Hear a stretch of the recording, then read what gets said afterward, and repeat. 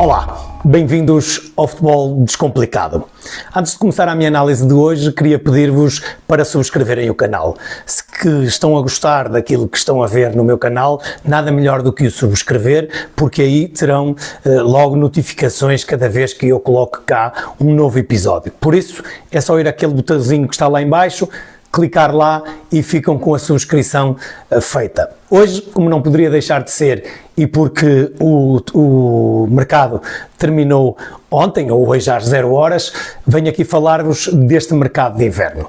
E, obviamente, que vocês, por aquilo que já puderam ter percepção nestas horas do dia de hoje, perceberam que os clubes portugueses não estiveram muito ativos. Aliás, cada vez estão mais inteligentes nesse aspecto, porque efetivamente este mercado serve para fazer pequenos ajustes, para colmatar saídas e não terem impacto definitivo no plantel a longo prazo, só mesmo se eventualmente surgir uma boa oportunidade de negócio. Hoje vou analisar o mercado do Sporting, do Benfica, do Futebol Clube Porto e do Sporting Clube Braga, por esta ordem, porque é a ordem classificativa.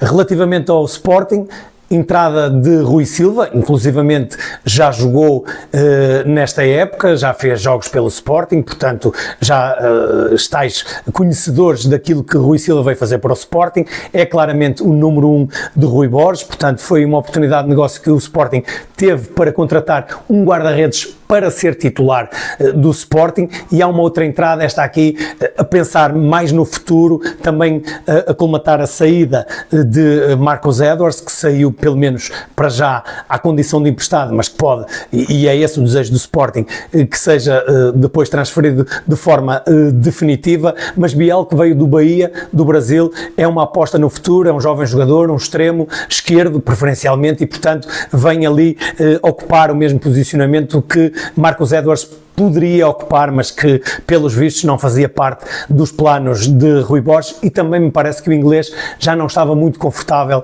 no Sporting. Portanto, uma saída, duas entradas, como podem ver, o Sporting muito pouco ativo. O Benfica, apesar de mais ativo, está longe de ter a atividade que teve noutros mercados.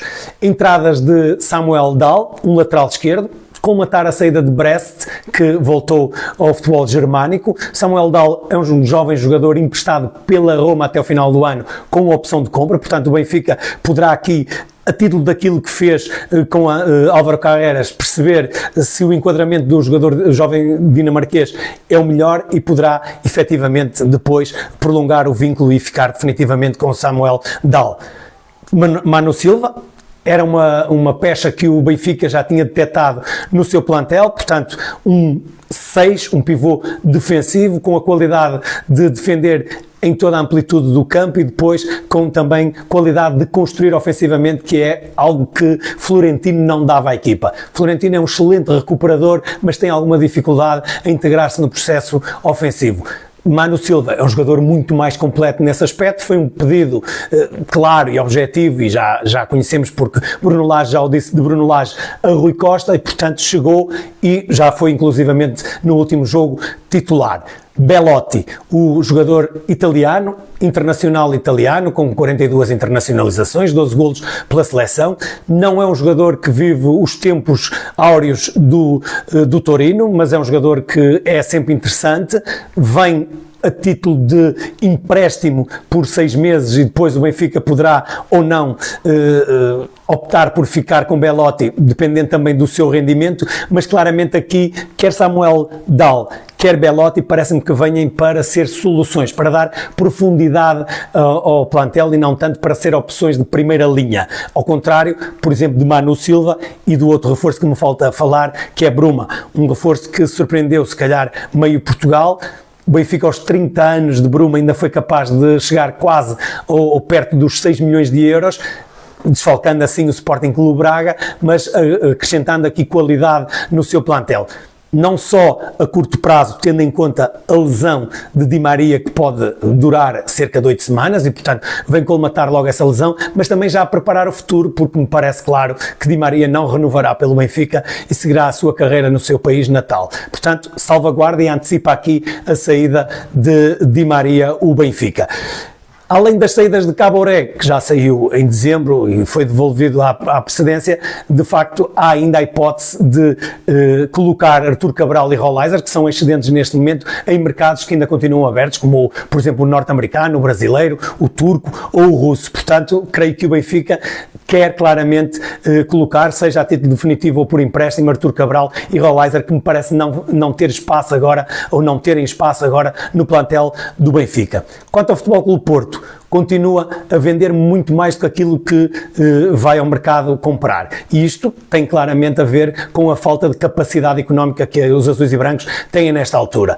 Algumas dispensas que já eram previsíveis, como por exemplo o Vendel, o Ivan Reim ou o próprio Fran Navarro, que já começa a dar cartas no Sporting Clube Braga, mas surpreendentes as saídas de Nico Gonzalez e Galeno. Estas por uma questão, obviamente, económica. Se o Futebol Clube Porto aqui tem dois bons negócios economicamente, acaba por desportivamente ficar claramente a perder. Mesmo um Futebol Clube Porto com um fulgor financeiro para ir ao mercado teria muitas dificuldades em substituir estes dois jogadores. Sem essa capacidade económica fica muito mais difícil e portanto nem sequer conseguiu ir ao mercado e arranjar alguém da mesma qualidade ou qualidade aproximada destes dois. É verdade que foi buscar Tomás Pérez ao New Old Boys.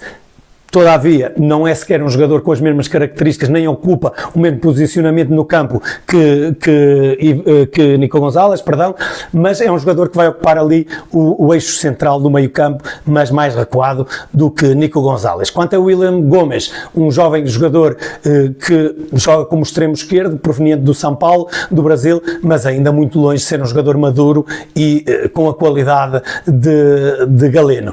É evidente que, volto a frisar isto, financeiramente o Futebol Clube Porto fez um encaixe interessante, esportivamente pode pôr em causa inclusivamente a capacidade de chegar ao título este ano, inclusivamente depois de estar a 8 pontos do Sporting. Se na próxima sexta-feira, frente à equipa leonina em sua casa, não conseguir vencer, poderá efetivamente ficar longe do principal objetivo, que era ser campeão. Sporting Clube Braga, mais ativo em saídas do que entradas. Foram muitos os jogadores que acabaram por sair da equipa arsenalista. Desde logo o seu guarda-redes, Mateus, que vai a título de empréstimo, mas creio que depois definitivamente sairá do Sporting Clube Braga, para já para o Ajax de Amsterdão. Yuri Ribeiro, André Horta sai também por empréstimo para o Olympiacos, mais uma vez. Guitane regressa ao Estoril. Roberto Fernandes não teve rendimento suficiente para convencer. Carlos Carvalhal acaba por sair, até entrando Fran Navarro para a equipa, não fazia sentido ficar ali com dois pontas de lança, ou três neste caso. João Marques, um jovem jogador que vai rodar, e ainda há a hipótese de Rodrigo Salazar rumar ao Zenit de São Petersburgo, mercado que, como eu disse, ainda está aberto. Para as entradas, Fran Navarro, já falei aqui, portanto, vem claramente ocupar o lugar deixado por Roberto Fernandes. Mais do que isso, vai para titular direto da equipa e já tem sido uma boa aposta de Carlos Carvalhal. E agora o regresso do internacional sérvio Uroš Rasić, precisamente para tentar disfarçar ali um bocadinho a saída de André Horta, que estava descontente e portanto sai por empréstimo. Guitane, que poderia também andar por ali, acaba por ser devolvido à precedência e não ter tido rendimento suficiente para convencer Carlos Carvalhal, e portanto Uroš Rasić vem tentar numa nova vida no Sporting Clube Braga assentar Arraiais e ganhar a titularidade, mesmo que tenha vindo para já por empréstimo. Portanto, este foi a atividade dos clubes, dos 4 clubes principais em Portugal, pouco ativos, mas inteligentes, contratações cirúrgicas, ajustes diretos no plantel. Aqui e ali uma boa oportunidade para tentar reforçar o plantel e ficar melhor, antecipar, como foi o caso de Bruma no Benfica, a hipotética saída de Di Maria. Portanto, como eu disse há bocadinho, cada vez mais inteligentes os clubes portugueses a ir ao mercado. Por hoje fico por aqui, espero que tenham gostado. Volto a frisar, não se esqueçam de subscrever o canal, vão acompanhando o meu trabalho. Despeço-me com aquele habitual abraço. Forte abraço!